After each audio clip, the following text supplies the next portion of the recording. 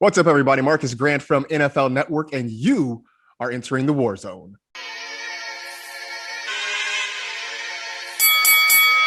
Let's get ready to rumble.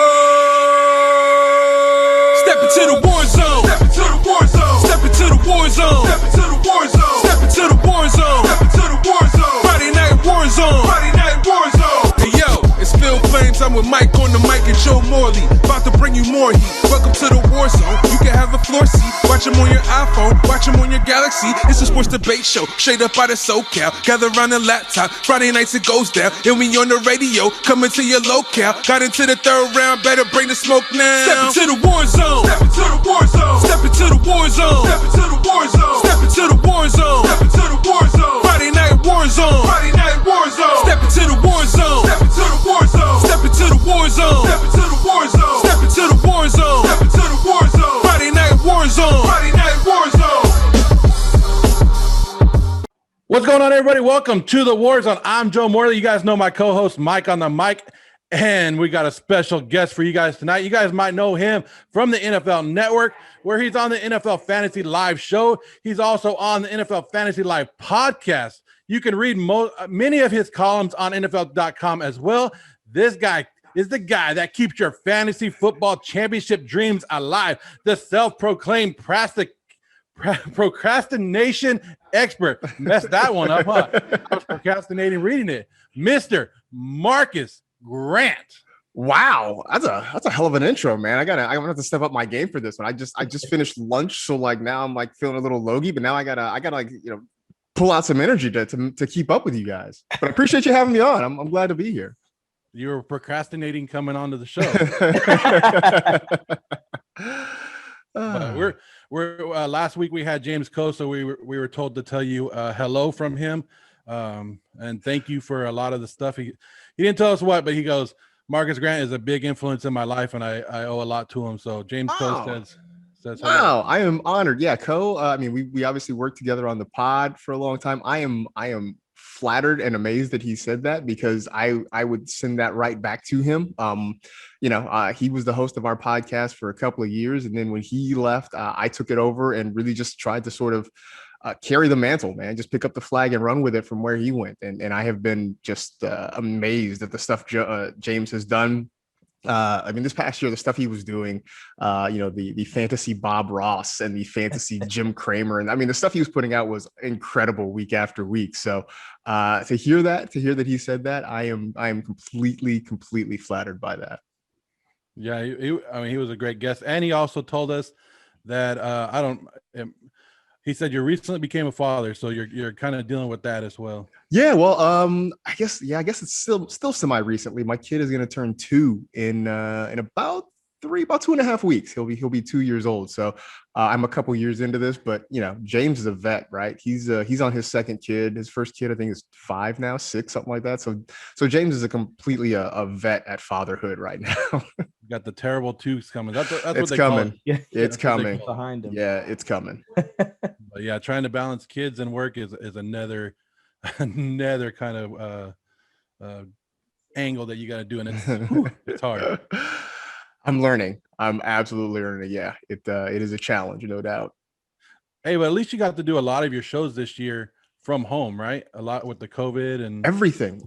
In fact, if I'm not mistaken, I think today might mark a full calendar year that I've been at home. But it was about this time. And I remember when, we sort of left and we weren't sure what was going to happen. We were kind of leaving thinking, well, something's going to happen soon. This COVID thing is starting to get serious. But I think when we all sort of left, it was like, well, it'll be a month or two and we'll be back. It'll be kind of weird. We'll work from home for a few weeks. I mean, let's remember, like when this thing first happened, I think the general idea was, well, we all stay at home for 14 days and everything will be cool and we'll be back at it. And here we are a year later. I have not been into the office. The closest I got, I think in June last year, I had to go and pick up some stuff from the office. But even then, they didn't let me in the building. I had to call ahead and somebody got my stuff. Security got my stuff and met me in the parking lot with it. Wow. So I haven't even been in. On top of it, we're actually moving offices. The NFL Network is moving. We've been in Culver City for years. We're moving to Inglewood, and we're going to be kind of next right on the lot with the new stadium where the Rams and Chargers play. That move's supposed to happen sometime this summer. So I don't think I'm ever going to go back to that Culver City office ever again. I mean, it's been a year since I've been there, and I don't think I'll ever see the inside of that building ever again. Yeah, it's been absolutely insane. And like we've done everything from because we basically started right around when COVID was starting. We've done everything from a Zoom chat room the entire time. Yeah. It's I would say this. I mean, I guess for you guys, this is always what you've done. So it's always been kind of normal. I know that for us, there was an adjustment period. I mean, we've tried for the podcast, for instance, we've tried any number of things. We've tried, Zoom, we tried StreamYard, we've tried any number of these platforms that, but there's just that initial awkwardness, right? When you're in studio and you're sitting next to somebody, you can kind of look at somebody and get a sense of when they want to talk, and you don't have to have any of these kind of verbal cues. When we started this, I mean, it was awkward. We were talking over one another. You'd have weird, awkward pauses. I mean, now that we've done it for a year, we kind of have a rhythm. But I will say that for us, and especially like doing it on Fantasy Live, doing live television on the network was really hard because we would all be, there might be 4 or 5 of us on the show, and one of us might be on Zoom, one of us might be on Skype, one of us, might be, doing an actual home cam that's wired up. And everybody had kind of a weird, different delay. So you would talk and ask a question, and then there was a pause. It was one that, it became a running joke between all of us, especially when we do Adam Ranks, that helps no one. We would all yell, that helps no one, but it would all come out at different times because we were on just weird delays. So it's been a strange year, no doubt. Oh, man, Adam Rank. Yeah, Adam Rank is something else. Yeah. Well, Mike and I, like he said, we started doing this. We've never met each other in person. Okay. That's kind of crazy, right? Because I started mine, he started his, and then we started doing it together, and then we joined up. We never met in person. We both live in California. We're probably about 2 hours apart, but we just never met up. But okay. Yeah. Where, if you don't mind me asking, where in California are you guys? I'm in the San Gabriel Valley. I'm in Covina right now, but I'm from this whole area. Lived in Doherty, Monrovia, Azusa, and all those other places. Okay. Yeah. Azusa, everything from A to Z in the USA. Yeah. I remember I learned that in the 8th grade. I had our history teacher in the 8th grade said for extra credit, if we could look up and come back to class and tell him how the city of Azusa got its name, we'd get a little extra credit. And I'm old enough that I had to go to an actual physical encyclopedia to look it up because the internet was not a thing then. For whatever reason, that's one of the things from the 8th grade that has stuck with me, that the city of Azusa came from. It supposedly has everything from A to Z in the USA. I know that has nothing to do with fantasy football, but I figured I would just bless you with that piece of random trivia. Well, that's cool to know. I was actually recruited out of Azusa because I was in the military for a couple of years and got recruited out of Azusa. So, all right, got an attachment to Azusa forever. All right. Also, Azusa Pacific gave us a Christian Okoye, so we got that too.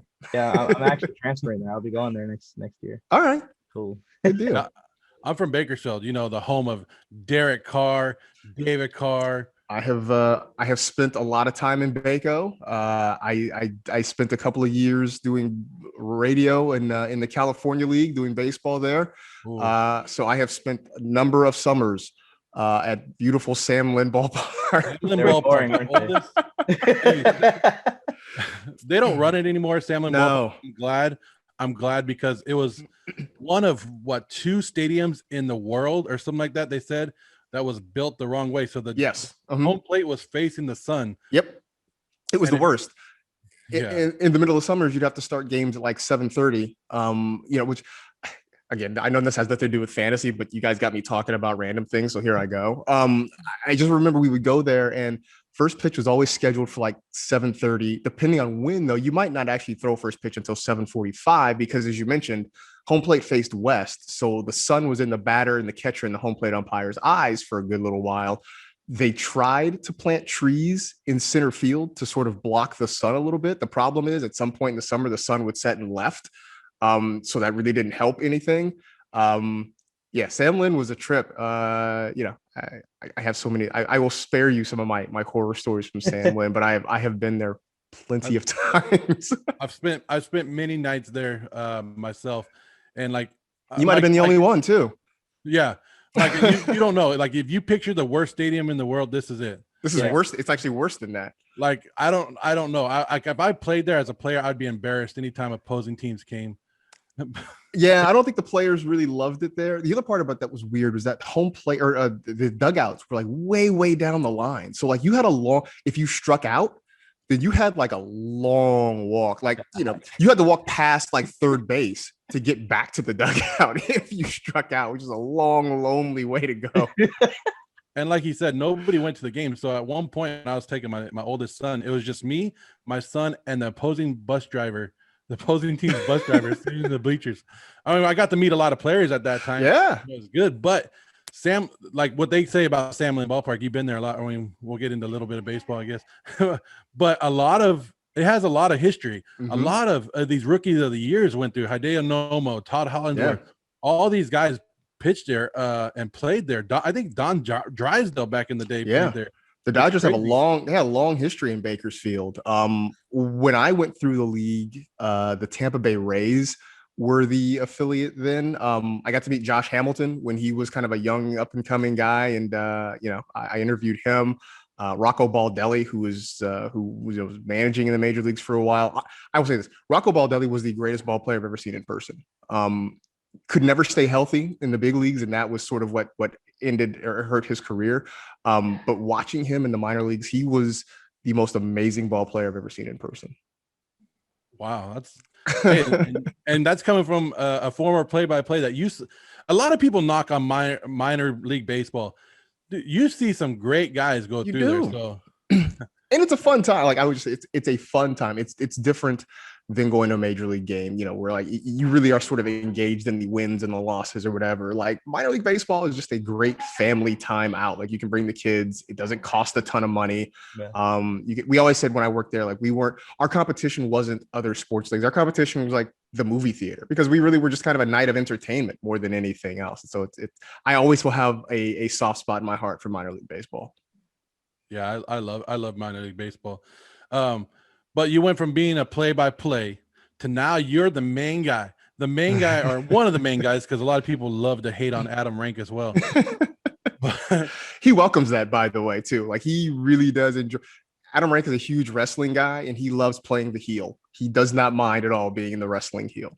Hey, he took that 49er when he did the predictions. He took that one pretty well. He's still taking it years later. Like,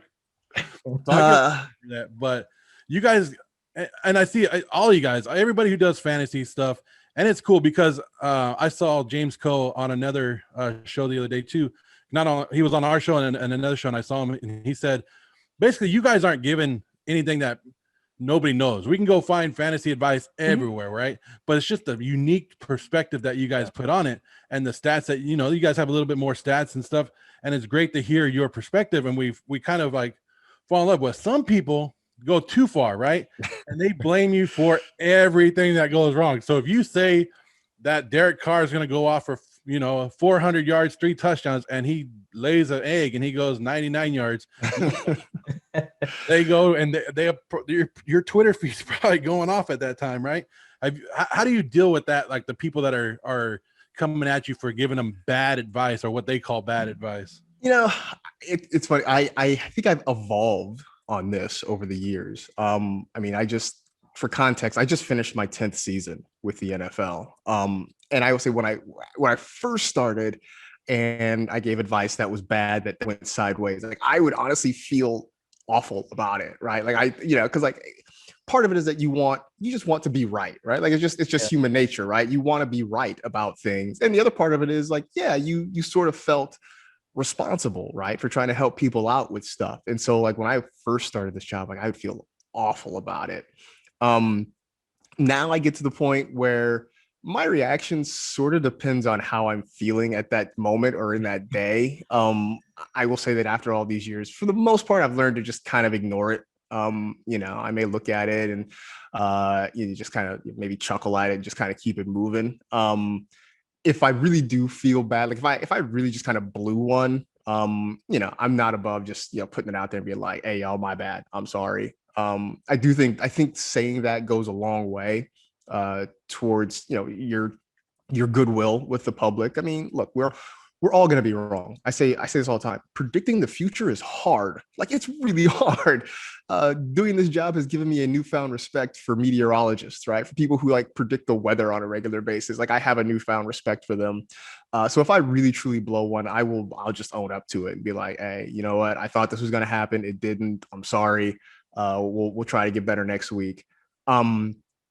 Every now and then, it just, somebody will say the wrong thing in a moment where I'm just not in the mood. And every now and then I may clap back at somebody. What's kind of funny is that, when you get a lot of trolls that are chirping at you and you just sort of clap back at one or two of them, the rest of them quiet down for a little while. So that sort of helped. But generally speaking, I've just sort of learned to kind of just let it roll off. Like, we're going to be wrong. And I think if you internalize that and you bristle every time somebody tells you you're wrong, like, you're gonna have a pretty rough go of it, because it's gonna happen, pretty much every week. You're gonna be wrong about something every single week. I learned my lesson kind of the hard way with this one. So, like, at the beginning of the season, I was kind of giving predictions for fantasy football, records, all kinds of stuff, right? At the very beginning of the season was kind of when I was starting off trying to talk about sports, at least publicly, with everyone. And at the end of the season, I wanted to make some little videos for what takes I got right and what takes I got wrong. So I made two separate videos. They both were made on TikTok. So I posted the one I got right first, and everyone started losing their mind. This is why I learned a lesson. You got to put the wrong one first. Always put the one where you got the takes wrong first, because I made a take early on in the season, or at least before week one even maybe, where it was like I was telling everyone, if you want to draft a quarterback really late in the draft, maybe look at Carson Wentz. And everyone was throwing that at me like, oh, what about this? What about this? If it makes you feel better, you weren't alone in that, because I was on that train too. That's what I remember. And I remember a specific debate I was having with someone, because I predicted that the Washington football team was going to go 7-9. And during week one, that was an unpopular opinion. Everyone was thinking 4-12. 5-11. So we were arguing back and forth about it. And then he just brings up Wentz and just tears instantly. I'm like, damn, man. I posted the the video that I already made for the wrong takes also, which had the Carson Wentz take in. So here's the it's sort of it's what I call the 8 Mile theory, right? It's like Eminem at the end of 8 Mile, right? Where like he's battling at the shelter, and what does he do? He basically wraps all the things that are bad about himself. Yeah. So that like the guy he's going against has no more ammunition. He has nothing left. So like it's sort of that. Like, if you lead with the things you messed up, then all the haters, they don't have any way to come at you anymore, because you've taken everything away from them. So then you can go back and just talk about all the things you got right later. So you're saying you're not Biff from Back to the Future? You don't have that sports encyclopedia that tells you everything that's happened? The sports almanac? No, I don't have that. I also have never driven my car into the back of a manure truck. So yes, I am not Biff. Like, oh man, he doesn't know everything. It's kind of touching on the same thing. Have you ever met an athlete that you said like, oh, he's not going to have a great week this week, or don't start him in fantasy? And I know this is another thing that people do, is they tag people and go, oh, Derek Carr. Yeah, don't do that. I always use Derek Carr because I'm using Raiders, and that's, Raiders all the time. They tag Derek Carr and be like, Derek Carr's going to have a bad week. I mean, I'm sure people watch your show, and the athletes watch the show, and they're like, okay, I want to prove Marcas Grant wrong this week. Have you ever had that run-in? Only once, really. And it was, so this was a few years ago. It was James Jones when he was still playing with the Packers. And it's funny, I don't even know if James remembers this, because now he works at NFL Network. And like James Jones is really just a great, cool dude to go talk to. And I don't know if he remembers this. I don't know if I want to bring this up to him, but he had that one year in Green Bay where I think he scored 14 touchdowns. Just balled out. And the next season, I was on the air and I was like, look, James Jones, he's just not going to score 14 touchdowns, right? Like, don't reach for him in drafts. He's not going to score 14 touchdowns. A few weeks after that, we had him on the show. And before the interview started, like, we're, just kind of getting him set up or whatever, prep the interview. He's on camera. Like, he's in Green Bay. He's on camera or whatever. And he was like, hey, who's the dude that said I wasn't good in fantasy football? I just kind of quietly stood off in the corner and kind of kept my mouth shut. To my credit, though, he didn't score 14 touchdowns that year, so I ended up being right. But like I said, like now James works there. He's a colleague, he's a coworker, and really is honestly a great dude. And like I said, I don't know if he remembers this. I'm also not going to bring it up to him next time I see him. Oh, I hope he's not watching this. I will say one thing about James Jones. I have a buddy who's a die-hard Green Bay Packers fan, and James Jones is like one of the only athletes that he's ever actually met in person, and he rant and raves that that's the best meeting he's ever had with an athlete. Oh, he's a great dude. He really is. He's such a nice guy. He's a funny guy.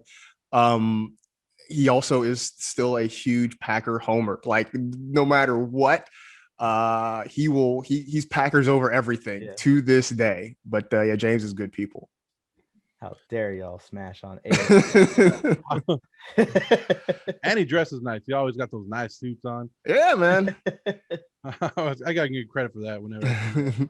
But yeah, because I always wondered that, because there is a troll on, I call him a troll because that's what he is, on Instagram, and he's pretty big, and I don't know why people listen to that fantasy guy. He's I'm not even gonna say his name because it's not worth it. But he went off on Austin Eckler earlier this year. Austin Eckler clapped back at him and went off on him, and it was good. I mean, but I've learned by talking to a lot of fantasy people that guy is not well liked in the fantasy community, because he is one of those guys that call a lot of people out. One of those, like, if you give fantasy advice and the guy gets hurt, you can't predict that, but he'll be like, yeah, right. I told you he was going to suck. I told you that. It's like, come on, dude. So, yeah, I like when athletes kind of clap back when they actually come back just a little bit, or, it does, you put that little chip on their shoulder. Like, hey, normally you don't show up well against this team, or the stats show that you're not going to do well, and they go out there and prove us wrong. I think it's better. I would rather a player have a better game than that you're saying like he's going to be a dud this week, than actually go out there and be a dud. I'd rather him be a stud. That's always my excuse too. If I say a guy's going to have a bad week and he balls out, I'm always like, I motivated him. Like it was me. I was the one who made him play better. It makes me feel good about myself. Yeah, tell him to send a letter. My name's Marcas Grant. Send me a letter. Yeah, flowers, whatever you want. Absolutely. Send me some cash. I'm down with that too. Yeah, there you go. Yeah. You guys seen the Carson Wentz Pat McAfee storyline that's been going on? Pat McAfee for the entire offseason is talking about how he wants Matthew Stafford as a Colts quarterback. Obviously, he's a former Colts player and still huge Indianapolis Colts fan. And he just kept talking about it. And, the boys joke around like, what about Carson Wentz? And he'd always be like, no, not Carson Wentz, for all these different reasons. And then like when Carson Wentz gets traded to the Colts, he had like this one episode where he just sat in front of the camera and said, man, I'm gonna have to do a lot of apologizing. Because he knows that he's gonna have Carson Wentz on his show at some point. We've all been there. Yep, we've all been there at some point. You do this long enough, you will end up saying something that you'll have to back away from or apologize for. It's just the nature of the business, man. Well, I'll tell you what. I'll show you something right here. Woo! Look at this right here. I'm talking about. I won my championship this year, thanks to you guys. Thanks to all you guys. Ah, cool. Awesome. This is mine. Undisputed Belts. Is a great place to get your belts if you guys don't get trophies and stuff like that. But it's a good segue into our next topic. What are some of the coolest things you've heard or seen fantasy leagues do for like drafts, the crowning of champions, the punishments, the losers? Because this belt right here, we custom make it every year. Mm-hmm. So the winner gets to go and custom make it, and I got to do that this year. So a couple things that jump out to me. One, I've heard of a league that they do their draft in the city of the Super Bowl winning team. So for instance, this year they'd be going to Tampa, after the Bucs won. So like, whoever wins the Super Bowl, that's where they hold their draft the next year. That's always been, I think, kind of a fun thing. I think maybe my favorite one, Dave Damashek, who used to work with us at the network, is now off kind of doing his own thing. He's in a league. He's in a 12-team league with 13 people. And what happens is everybody gets ready for the draft. You have the appointed time and place to meet for the draft. And when you get there, the champion, the person who won the year before, gets to kick out one person from the league for that season. You don't know who it is. You never find out. and they usually do the draft the day before the season starts, which means it's, kind of hard for you to kind of scramble and find another league to get in. I know that when he tells the story, he always tells it because they had, John Hamm, aka Don Draper from Mad Men, in their league, and everybody got prepped and ready for the draft. Everybody showed up, and somebody had to tell Don Draper that he was kicked out of the league that year and didn't get to play after he had done all his prep and was ready for the season. That to me has always been kind of a funny story. I think, we're always amused because we always ask for people, what do people do for like the ultimate loser for the last place team? I mean, usually it's a lot of stuff of like, you got to dress up weird. I've actually seen, I think one of my favorite ones was, and this is a league of, of people who are in their like 30s and 40s, but whoever comes in last has to sign up for and take the SAT. So you got to sit there, you got to be, a 40 something year old person in a room with high school kids taking the SAT. You've got to like, use your phone to take a photo to like prove that you were actually there. And I guess in a couple of months or whatever, you get your score and see how you fared on the SAT. But I just can't imagine me, I'm 43 years old, like, sitting there and taking an SAT surrounded by like, 16, 17-year-old kids. That would motivate me to not be bad at fantasy football for sure. You got some little kids sitting there going, I saw Marcas Grant. Right. Like, what are you doing here? That'd be the worst, right? You're just trying to like sneak into the back, pull your hat down way over your face and just kind of sneak into the back and like, be quiet. See, we've always put the punishment where there's one busy street on our way to work, and it's only one way into work and one way out. And so we've always put the punishment where you got to dress up in a dress or dress up and do it right there when you hold your sign, and everybody from work has to see you. But every time somebody loses, they never do it. So it ends up they get kicked out of the league. And so just basically, I guess we could be like Dave Damashek. So if you lose, you're out of our league, because that's what basically happened. I was in a league for a while where this is when I lived in Fresno for a long time, and for a while though, the punishment for losing was that like before the draft the following year, you would stand there and everybody would throw water balloons at you. But I was like, this isn't a punishment, man. It's like Fresno in August is like 100 and some odd degrees. Like this is like this is a joy. Like I would rather be plunked with water balloons in the middle of the summer. Like we got to come up with something new, because this is not a punishment at all. Like if it was like water balloons filled with like, I don't know, mayonnaise or something like that, maybe it's different, but you're just going to throw like water balloons at me in the middle of a hot, Fresno summer. I'm not going to complain about that at all. Oh, dang, I lost. Oh, okay. Oh man. Hurt me on that one. Yeah, Fresno. We would just bring it up on every single thing we did, because I was stationed on a ship. So when we were at sea, it was just us and our fantasy league competitors, the whole division. We all played in the fantasy league together. So we could be talking about anything. They could talk about financing, and we'll bring up that this person sucked at fantasy football. We're just gonna laugh. And they'll like ask, they're like saying like someone's doing a presentation or something, ask if there's any questions, and someone raised their hand like, did you know what this guy's record was last year? Oh, that's awful. That's miserable. I think that's the great thing about fantasy football. And I don't know, we were talking about baseball earlier, so here it reminds me of a story. Did you see that story where they were talking about AJ Ellis of the Dodgers? He's a catcher, right? Mm-hmm. And they're in a big game, and he goes out to the mound to talk to Zach Greinke, the pitcher. And they said it's a pressure moment, everything, and he's offering them a fantasy football trade on the mound. I've heard that story. Yeah, actually, I think I heard that story. Believe it or not, we had Justin Turner on our show years ago. And I think he told us that story, like just during a commercial break, about how, every now and then they get together and they just, they love fantasy, they play fantasy, and sometimes like they'll just randomly talk about fantasy, and when they're in the dugout or on the field between pitches and stuff. Between pitches. My wife hates fantasy football season because she knows that group chat won't stop. It doesn't matter. It's 3:00 in the morning, and my phone is like beep beep beep beep beep. It's like, hey, you want to offer me this? Like we put a trade deadline on, right? I'm sure like everybody does. Up until the last second of we were 1 minute away. Some dude's like, you want to trade me this? I'm like, no, I'm set right now. It is funny, like the level of competitiveness you get to in some leagues. Like I have a friend who in one of the leagues, he's a commissioner. I don't know exactly how it works. I don't know if if they can make lineup changes or what have you. But somebody, I think, called in or tried to get the commissioner to make a quick lineup change literally like seconds before kickoff. And so my buddy's like, he texts me, or he's like, hey, is there a way, do you guys have official data on the exact time of kickoff of, such and such game? It was like a Thursday night game. Do you have the exact time of the kickoff? He's like, I need to cross-reference it with the time that I got this text message asking me to make the change, if it's okay. So I was like, yeah, let me see if I can dig it up. And I was like, whatever, kickoff was it? Whatever it was, 5:35 Pacific time. And he's like, all right, cool. So I was like, bro, you just need to have like locked rosters. Like, why are you doing this to yourself? What is happening here? Nope, your text came in at 5:36. You're stuck with them.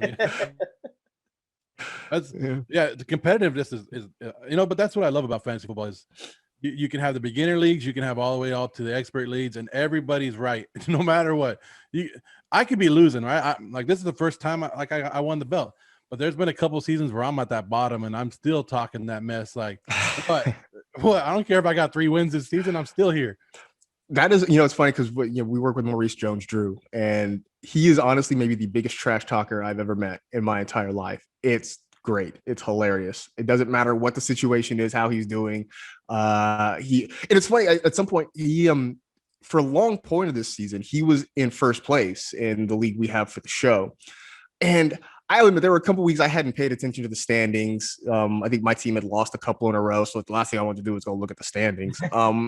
And he was just talking about how like, oh, it's so lonely at the top. Like, you guys need to come catch me. Like, I'm just all by myself up here. So I'm like, wait a minute. Like, let me go look. He was like 1 game up on everybody else. I'm like, you're not like running away with this thing. You're up by like a game in the standings. He's like, don't care. He's like, it's lonely at the top. Come catch me. Eventually we did. So. That's usually how it works. You start then. See, we do something. It's kind of different than most leagues. We have a 10-man league, but we allow 8 teams in the playoffs. And the reason I do that is because I don't like you've been in some leagues where people die off and they go, oh, there's no chance I'm going to make the playoffs because only 4 of us make it. I'm done. Well, this keeps every team alive up until the last moment. So usually like that last week, which is like usually week 13, they're struggling. The 8, 9, 10 spot are always up for grabs around that. And you could have 4 wins. I think 5 wins is what gets you that last spot the last couple of seasons.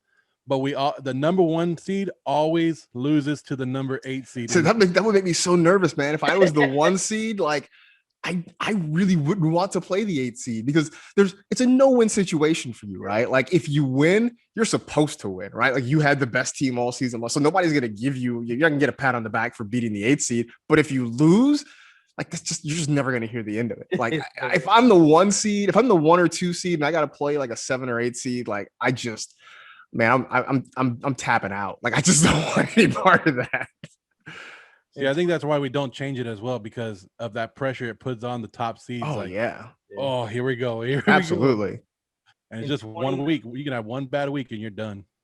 In 2019, I had 4 teams all playing in the championship, and somehow I managed to lose all 4 that hurts games. That is the definition of pain. That and losing to the 8th seed. If you have an 8th seed, oh, that hurts. I don't know if you can see this, Marcus, but this was my MVP right here, Mr. Derrick Henry. El Tractorcito? Right there. Surprised that it was him. my rookies. Justin Herbert was on my team. I had Justin Jefferson and DeAndre Swift. I like to give them shout outs on the belt because they did help me out. You know what I mean? So we'll move on to that. I got to show off my belt every time I can. I'm not mad at it. I got to show it off. At it. I got to let everybody know. Like I even put the losers on there. There's the people that I beat in the playoffs. We made a cartoon version of them, and they're on there as well. It's like, boom, there you guys go. So every time they see my belt, they know who they lost to, right? Like, oh man, yeah. I was gonna say, like, usually nobody remembers the losers, but you do, and like they're going to remember themselves forever. They're called my stepping stones. They had to carry me to my championship. Oh man. But hey, it's early. It's before the draft. It's before training camps, before teams. It's even before free agency, which is coming up. It's crazy how many free agents are on the market right now. But we're going to throw some names at you, or Okay. I'm going to throw some names at you. Tell me if their stock's high, low, if you have a projected round of where we should target them for this upcoming season.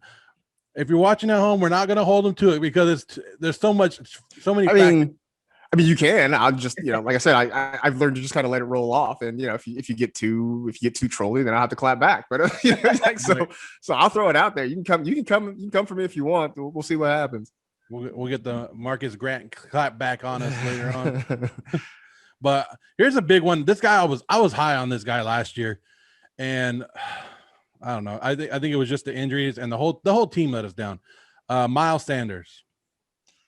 I think I'm still in on Miles Sanders. I don't know if I'd say stock up or down, but I think he's holding steady, and I'm still sort of in. I think having Jalen Hurts there as the quarterback, presumably the starting quarterback. I mean, I guess there's still a chance that somebody else could, they draft somebody or somebody wins the job. But with Hurts presumably as the starter, I think that helps. Just having another quarterback with the threat of running ability, I think will open some things up for Miles Sanders. I also sort of like that, maybe you don't have to pay a high draft price for him. I think he's going to come off the board probably in the mid to late second round. But this is compared to last year, I think, we were talking about maybe, early second round for him, but I think he's going to fall a little bit just because of what we saw last season, but he's just so talented. And I want the Eagles to feel the same way we all feel about him and just give him the rock a whole lot. So I am not out on Miles Sanders yet.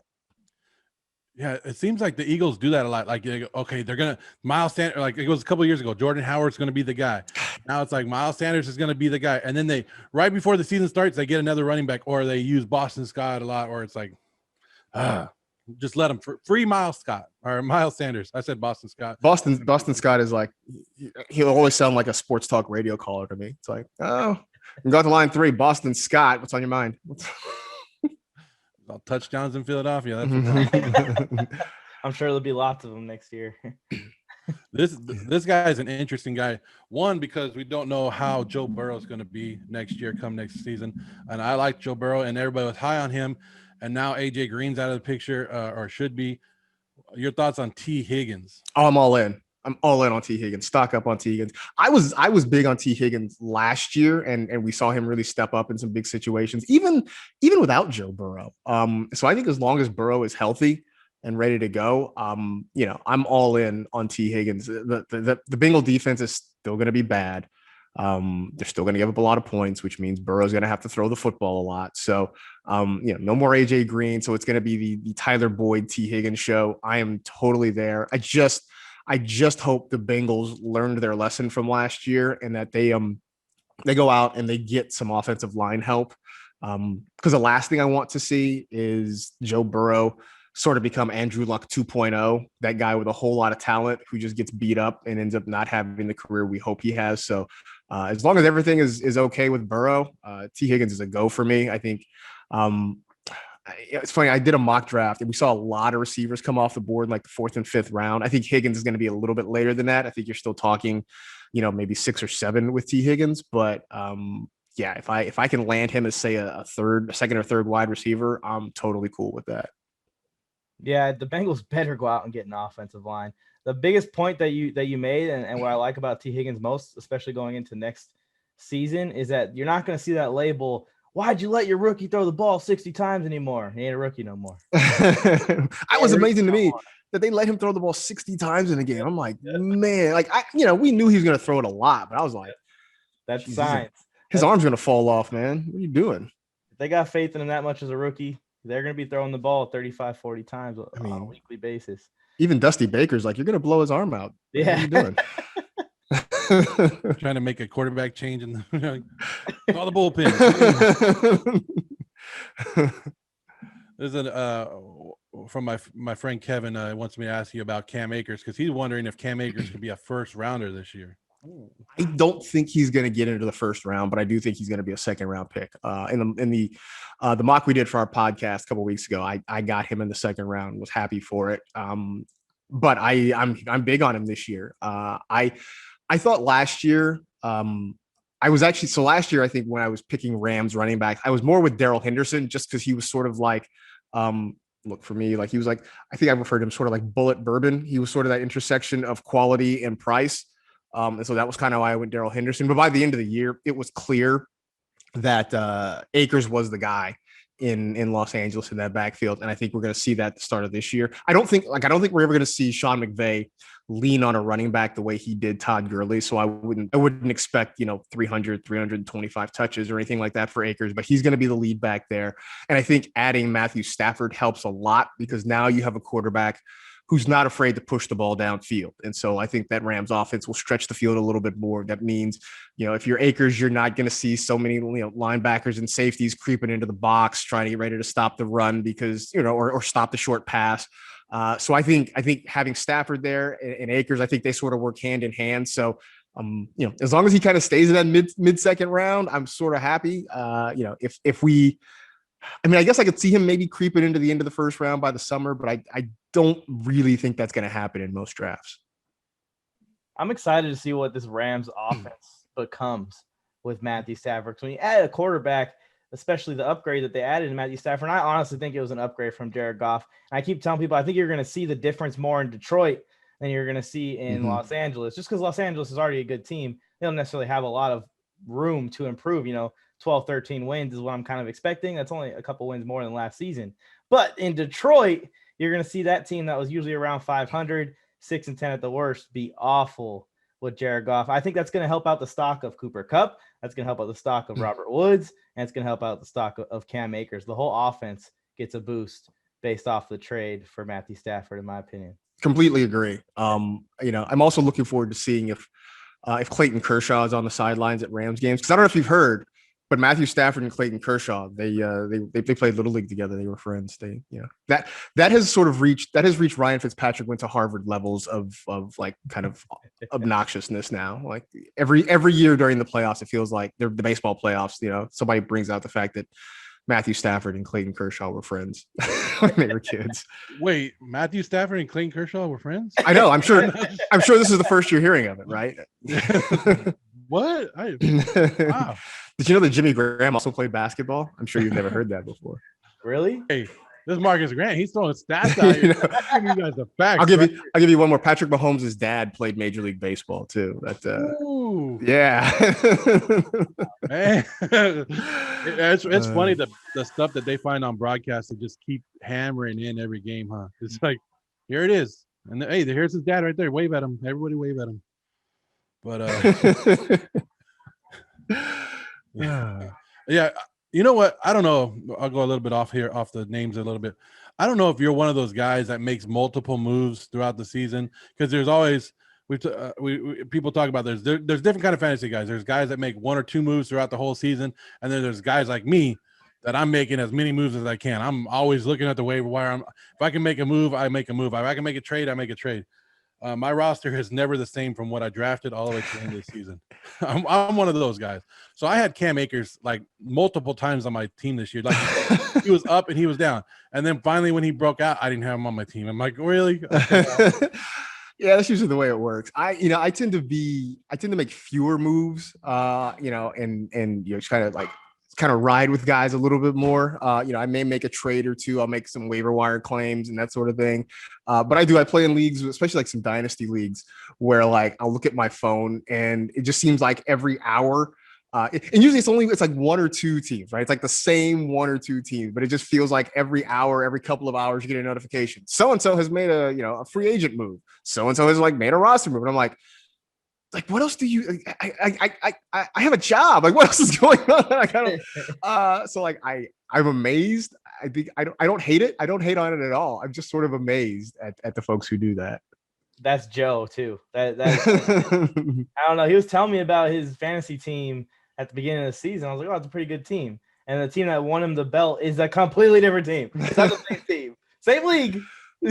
He's completely. You know what? I always tell people, like, you don't necessarily win your leagues in the draft. Like, in order to win, you have to sort of keep up with it, and you've got to be willing to make some moves. So that's what I said. Like, I don't hate on it at all. Like, that's not me, but I get it. I understand completely.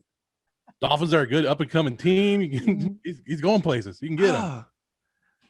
Calvin Ridley, come on, Matt Ryan. There was one year that I got the guy that actually lost the league and got teased for the rest of the league. I got him thinking that Akeem Hunt was Kareem Hunt. I know that people have done that. I will never forget the year, because it was 2016 when David Johnson had his huge year. And like when he started to really pick up steam, at the same time, the Chargers had a backup tight end named David Johnson. And it was really funny seeing people pick the wrong David Johnson off the waiver wire and just be salty about it all year long. Just everybody just, scrolling the waiver wire and seeing D. Johnson and just putting in a waiver claim and then realizing that, wait a minute, I don't want the Chargers backup tight end. That's not who I want. You could end up with Duke Johnson too. Or you could end up with Duke Johnson, right? At least I'd rather have Duke Johnson than the other David Johnson, Well, they said last year in a fantasy draft, didn't somebody take Matt Barkley #1 overall? Yeah, thinking it was Saquon. Yeah, in fact, I think it happened in the Scott Fish Bowl that somebody took Matt Barkley. I mean, you ended up the same way at the end of the season. You ended up the same way. Yeah, that's probably true. Yeah, that's fair. It looked bad at the time. It sort of worked out in retrospect. I don't think it worked out because he still lost the first round pick regardless. Overall pick, huh? Oh man. Yeah, first overall pick, Matt Barkley. Like, oh, okay. Look, I love my USC guys, but that's a little out of pocket even for me. And then that would throw off your whole draft. I just mess up the rest of your day. You're just like, I don't even want to draft no more. I'm done. Man, wow. Well, hey, Matt Barkley's nothing against you. You can come on the show too if you want. Julio Jones, can he still be a top 10 guy?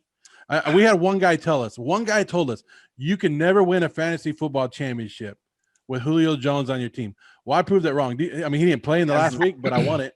I don't believe that at all. It's wild because everybody's like, Julio doesn't score touchdowns. And I'm like, all right, but he'll still get you like 100 catches and 1,400 yards. I'm like, there's nothing wrong with that. I'm totally fine with that. Although I will say, I think his days as a top 10 fantasy receiver are probably done. I think, and I say this a lot, I think maybe it's a cop out, but I do think he's sort of in that 12 to 15 range. Like I think he still has that upside, right? I mean, he will still have those big Julio Jones type games, but I think Calvin Ridley is the #1 now in Atlanta. Look, it's sort of the natural evolution of things, right? I mean, I'm old enough to remember when Roddy White was the dude in Atlanta and Julio Jones was this young up and comer who eventually surpassed Roddy White and became the #1. And it's sort of happening again, right? Where Julio is getting a little bit older. Calvin Ridley is the new hotness. And he's going to become the #1 there. I mean, look, unless your name is Frank Gore, Father Time comes for us all. And so, I think Julio's still a guy that I would definitely draft. I'd love to have him as kind of a fringe wide receiver 1, high-end wide receiver 2. But I think we might have seen the end of him as sort of an completely elite fantasy option. Time to trade Julio Jones. Got it. I got him in my dynasty league. I feel like this is the perfect time to do it. And it's just the health thing. It's hard to be a top 10 wide receiver in fantasy football if you only play 12 games a year. I mean, sometimes your best ability is your availability. Yeah. And it's sad. It's sad to see the top guys start to drop. That's what I hate to see, because Julio Jones has been there for a long time, and it's tough to see him go that route. But we'll move on to another guy. This guy right here. This guy went #7 overall in my league, and the guy who took him said, it doesn't matter. Next year, I'm taking a quarterback first round again. And I'm not a big guy on taking quarterbacks first round. I like to wait. And he took Lamar Jackson. And Lamar Jackson had some great games, but at the beginning of the season, he was shut down a lot. What do you see Lamar Jackson next year? Yeah, I'm not taking him in the first round.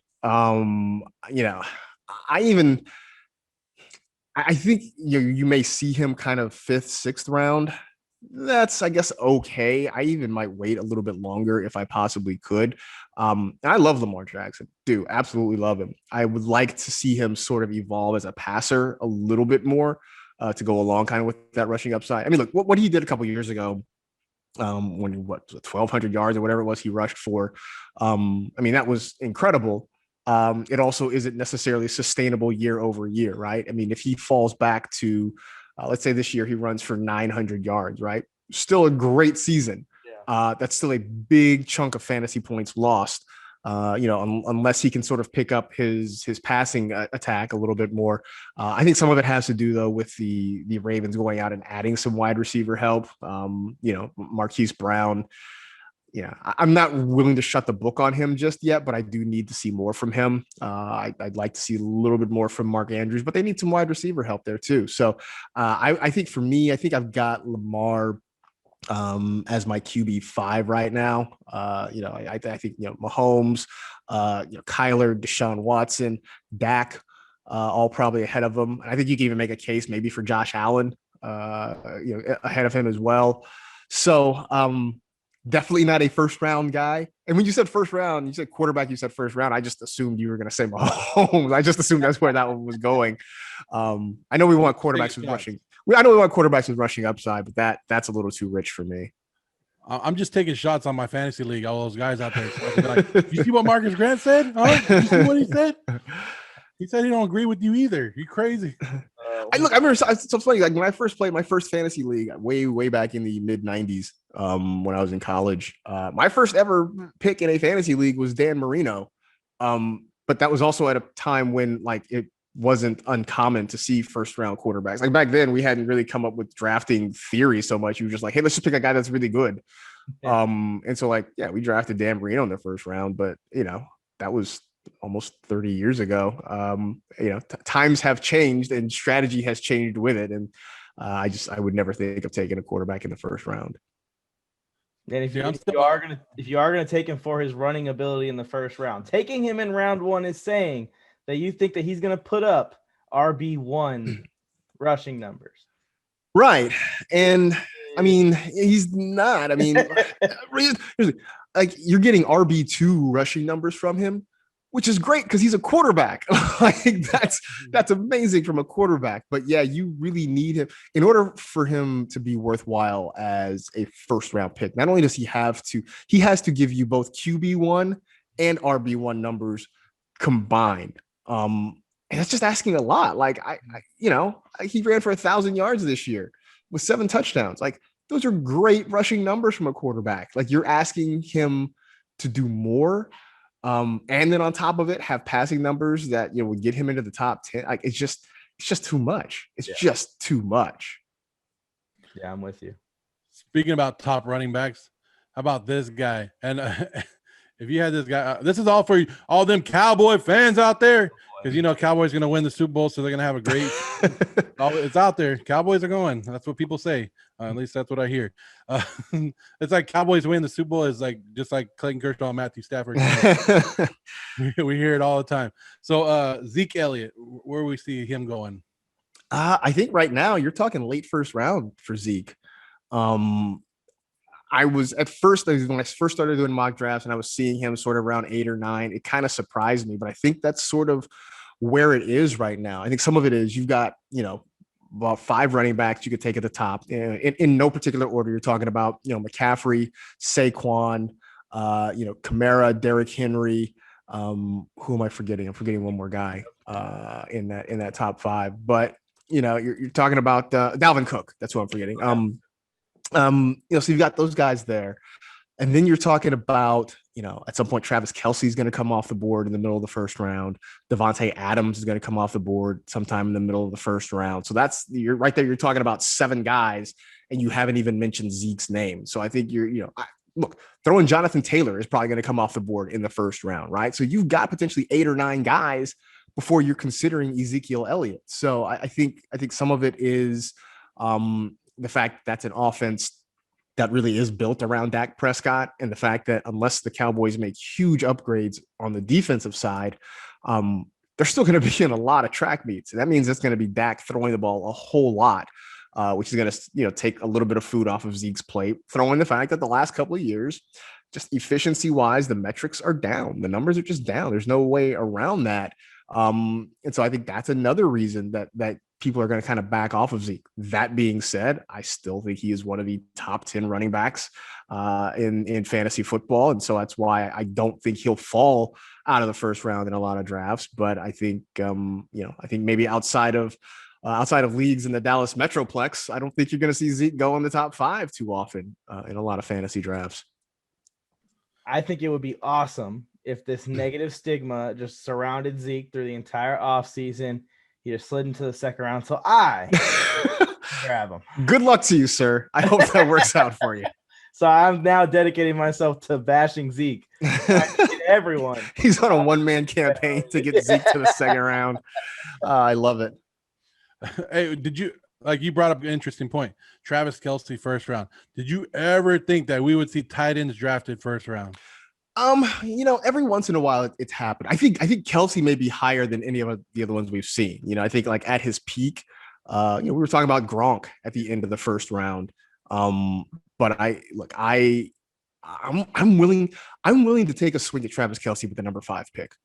I'm willing to kind of take that shot at him because tight end is, regardless of what we try to tell ourselves every summer, tight end is not deep, right? You're gonna get to June and July, and somebody's gonna pop into your Twitter feed, or maybe somebody comes on your pod and you're just like, I really think tight end is actually going to be deep this year. No, slap that person's hand, squirt them with a squirt bottle like they were a bad puppy. No, it's not. It's just not going to be deep this year. And so to have a guy like Kelce, like Kittle, like Darren Waller, who you can put in your lineup that can just be set it and forget it every single week, it's just going to be valuable. And so I think there are 5 guys maybe that you can really count on, right? So you've got the top 3.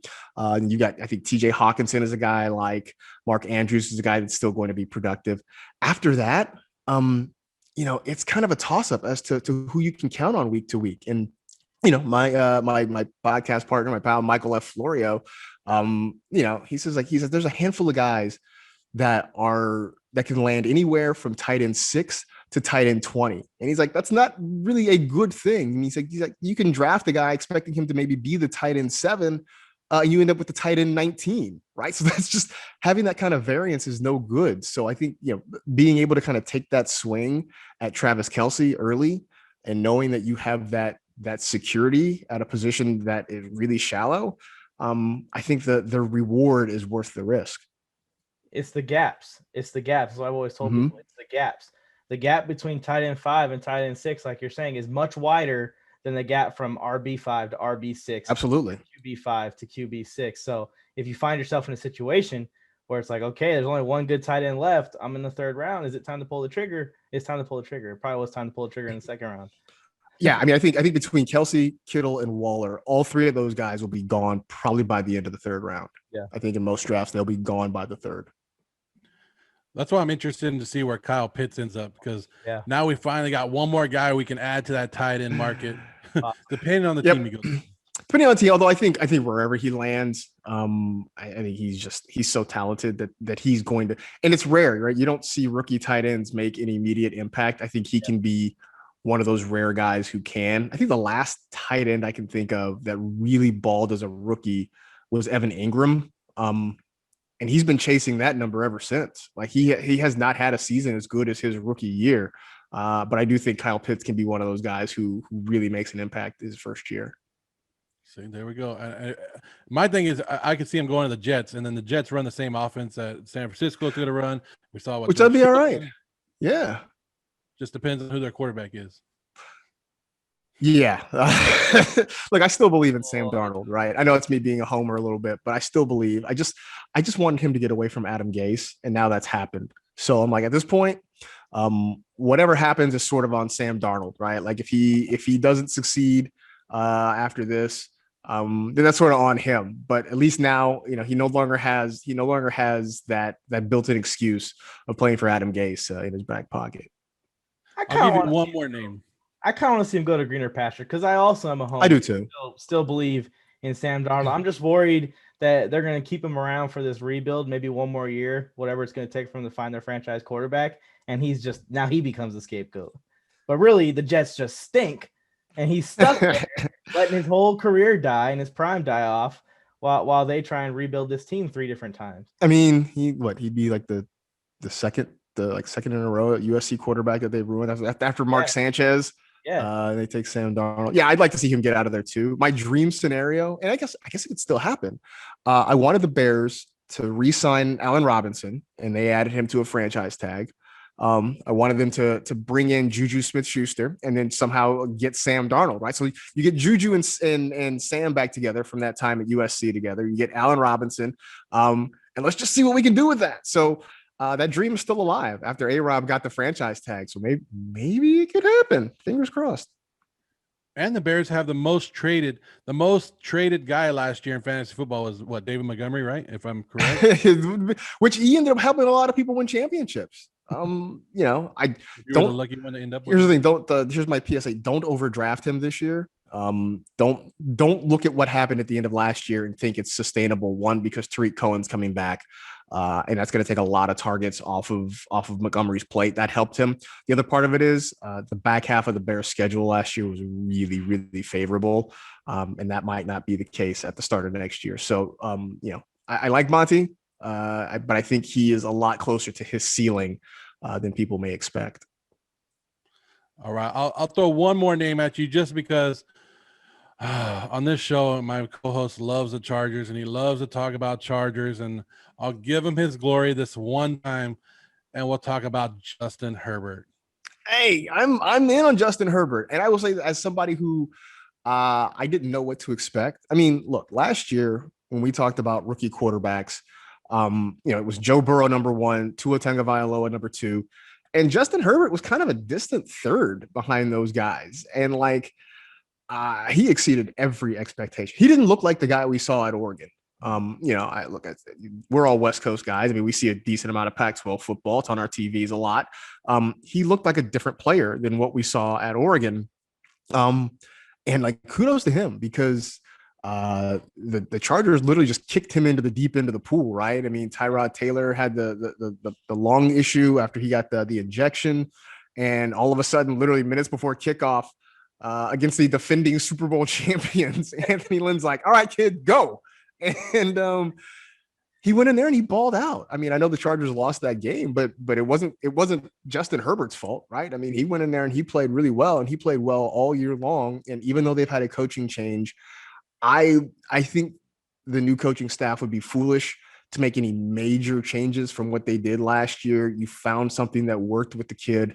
Let him keep doing what he does.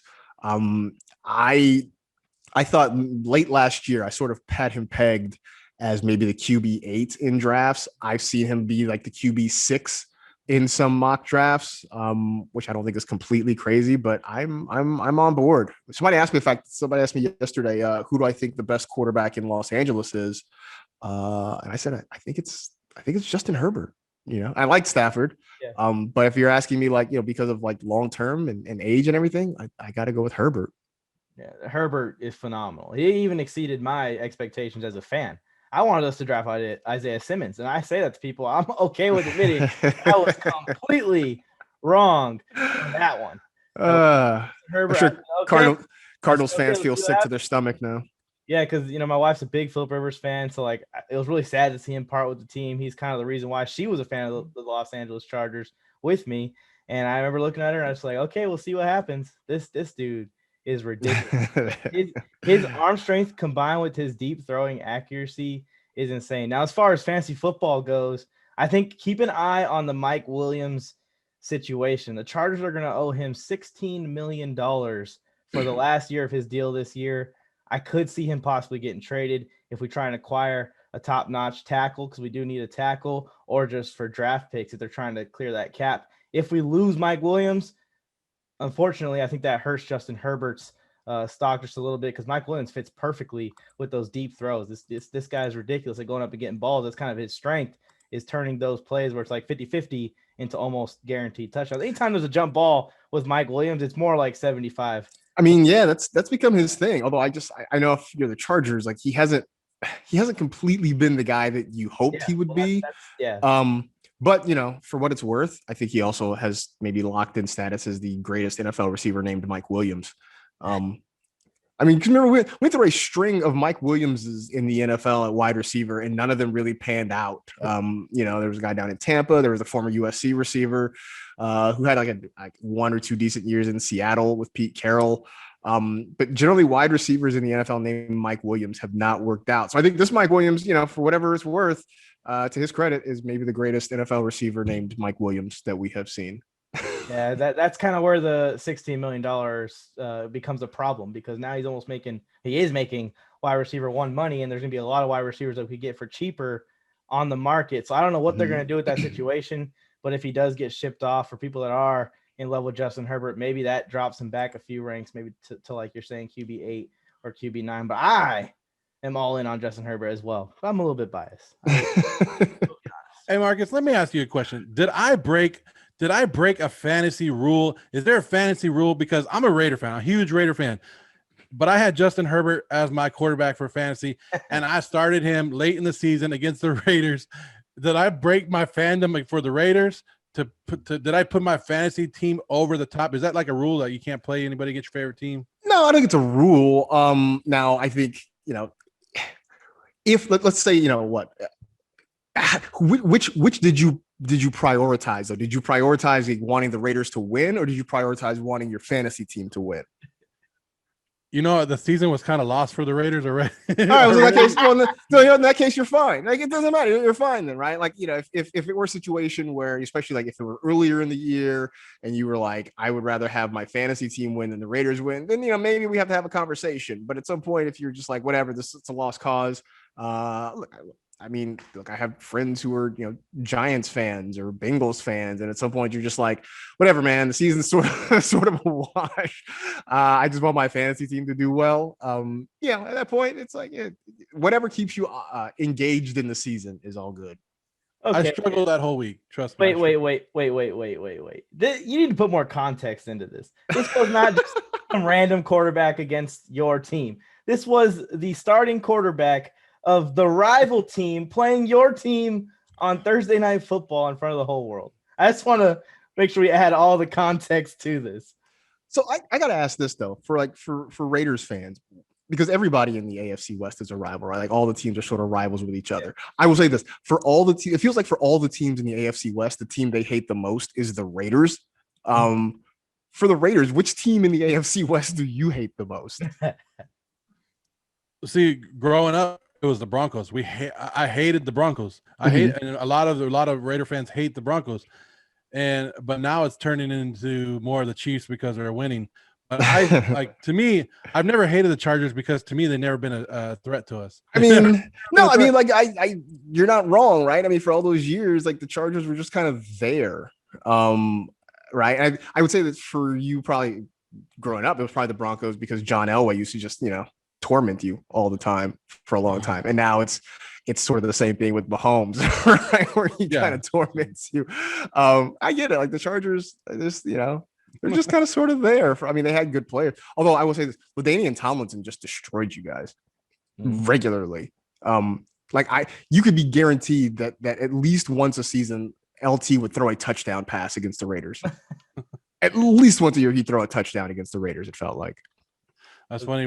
We were talking to James Code just about LT as well, and how LT was throwing touchdown passes and was one of the first running backs to start doing, because I think he finished a career with 6 or 7 touchdowns. Yeah, and I'm trying to look this up right now. I'm curious to see how many touchdowns he might have thrown against the because now I'm curious, because it really does feel like he did at least one a year.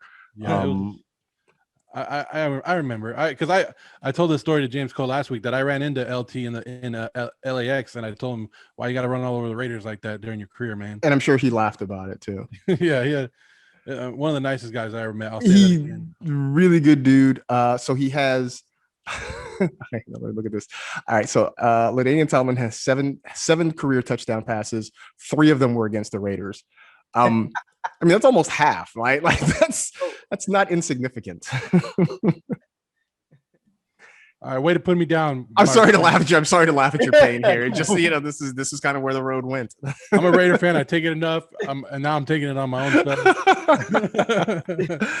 I appreciate my one and only invitation to the show. That was fun. Yeah. Mark, I was going to say that you did great and you were welcome back. But yeah, after that, like, nope. Like, you're supposed to take my spot. We're supposed to go for the Chargers. I thought I had you roped in to talk about the Chargers, and you just flip it. I learned the heel turn from Adam Rank. That's where I learned it all these years with him. Well, I am the champ. You saw my belt. I am the champ. But hey, Marcas, I appreciate you coming on. I appreciate the time. You guys can find Marcas Grant at Marcus G on Twitter and marcasgrant.com, right? The most place, if you're looking for my fantasy stuff, Twitter's the best place, or you can find it at NFL.com. I can give you all the play, Twitter and YouTube, and just go to the Twitter account, and most of that stuff will pop up there at some point. And we're gonna get them on TikTok pretty soon. That's the rumor. We'll see how it happens. You're gonna have to find him on TikTok doing some crazy dances, like I don't know. That's how you gotta do it on TikTok. That's all it is, right? It's just dancing, right? That's the whole deal. Just don't be like Juju and get caught up dancing. It's funny, man. Like, I know we're not, but like everybody was cool with it, and then all of a sudden, like the Steelers lose a couple of games, and suddenly TikTok is the reason. Like, TikTok was somehow the reason Ben Roethlisberger couldn't throw the ball more than 15 yards. It's kind of weird to me. I don't get it. Whatever. Yeah, you take TikTok away, and all of a sudden, suddenly Ben Roethlisberger's arm is healthy again. I don't know. I'm no doctor. I'm sure it's gonna go better next year for them. Yeah, I'm no doctor. What do I know? I'm just a dude who writes about fake football for a living. Oh, dang. Hey, you said it. Hey, Marcus, I appreciate you coming on the show. Like I said, you stepped into the war zone and you did great. And you are welcome back, even though you hated on my Raiders for a little bit. You are welcome back anytime. I will say this. I do, because growing up in the Bay Area, I've been a 49er fan primarily, but I've always had a soft spot for the Raiders. They left Oakland when I was 4. And like, so I didn't see a lot of them. And then I moved to Los Angeles when they were here. And then like my freshman year of college, when I moved to LA, that was their last year. So it's like me and the Raiders could never really occupy the same region for very long. But I want to see them be successful. I want to see them get back to being good, because I think the league's a lot more fun when the Raiders are good. I'm gonna put your face on Michael Jordan sitting on his couch and say, when the Raiders moved out of Oakland, I took it personal. And I took it personally. Seriously, like I was 4 when they left, and I moved to LA, and I was like a college freshman, and then like they left. It's funny, like I was at USC and they still played at the Coliseum, and I was like, oh, it's gonna be great. Like I can go to Raider games. I can just walk over there. It'll be fun. And then like that first Sunday of the season, like the Raider fans would park on the USC campus and walk over, and I remember looking out of my dorm window and seeing all these scary looking people with like face paint and spikes, and I'm like, nope, not going over there. Yeah, that was the first NFL game I ever went to. Was in the Coliseum. Jeff Hostetler was playing. Oh man, Jeff Hostetler, yeah, against the wow. Pittsburgh Steelers. I remember it. So that was my first experience. Like you said, if you've never been to a Raider game, it's kind of scary to see all the faces and stuff. But if you're a Raider fan, you're good. Oh yeah, you're home. You're amongst your people. It's great. It's everywhere. Used to go to Raiders Chargers games in Qualcomm, and it was basically a Raiders home. It's pretty much a Raider home game. Yeah. Yeah. Well, like I said, I appreciate the time. I appreciate you coming on and giving us everything, and good luck on the rest of your career at NFL Network. And we look forward to hearing some more advice from you. And hey, you never know, maybe we'll hook up closer to the season when some of these players find new teams and all that, and we'll get some more advice from you. Cool. Appreciate it, guys. Always appreciate the invitation. And Mike, I'll see you on Friday night.